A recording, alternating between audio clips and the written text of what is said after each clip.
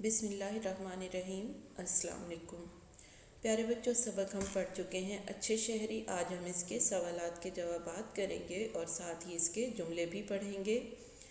تو سوال نمبر 4 ہے ہمارے پاس، ان سوالات کے جواب دیں، یعنی سوال ہیں، ہم نے ان کے جواب بتانے ہیں۔ سوال نمبر 1 ہے ہمارے پاس، دادی اماں کیوں پریشان تھیں؟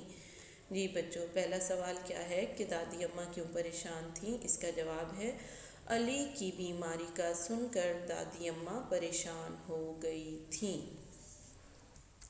سوال نمبر 2 ہے، جب احمد نے سڑک پار کرنا چاہی تو دادی اماں نے کیا کہا؟ جی بچوں، تو دادی اماں نے کیا کہا؟ اس کا جواب ہے دادی اماں نے کہا ابھی ٹریفک سگنل کی بتی سرخ ہے، تمہیں قانون کے مطابق سگنل کے سبز ہونے کا انتظار کرنا چاہیے اور ہمیشہ سڑک زیبرا کراسنگ سے پار کرنی چاہیے۔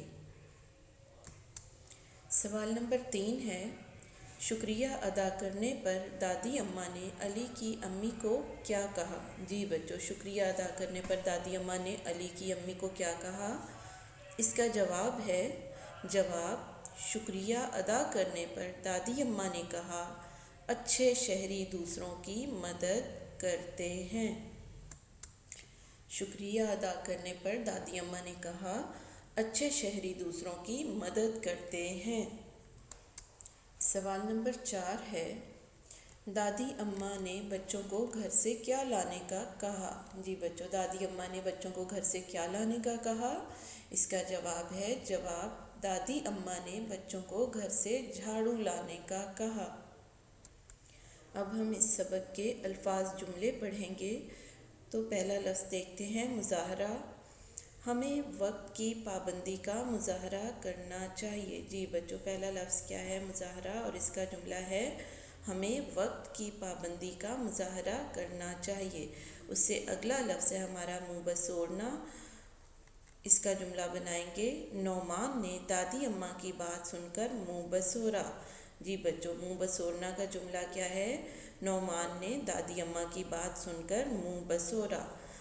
اگلا لفظ ہے ہمارا ماحول۔ ماحول کا جملہ بنائیں گے، ہمیں اپنے ماحول کا خیال رکھنا چاہیے۔ جی بچوں، ماحول کا جملہ کیا ہے؟ ہمیں اپنے ماحول کا خیال رکھنا چاہیے۔ اس سے اگلا لفظ ہے ہمارا تیمارداری۔ تیمارداری کا جملہ بنائیں گے، دادی اماں نے علی کی تیمارداری کی۔ جی بچوں، تیمارداری کا جملہ کیا ہے؟ دادی اماں نے علی کی تیمارداری کی۔ جی بچوں، یہ تھے ہمارے الفاظ جملے۔ آپ نے سوال جواب اور الفاظ جملے اچھی طرح سے یاد کر لینے ہیں۔ آج کا لیکچر ہمارا یہیں پہ ختم ہوتا ہے۔ اللہ حافظ۔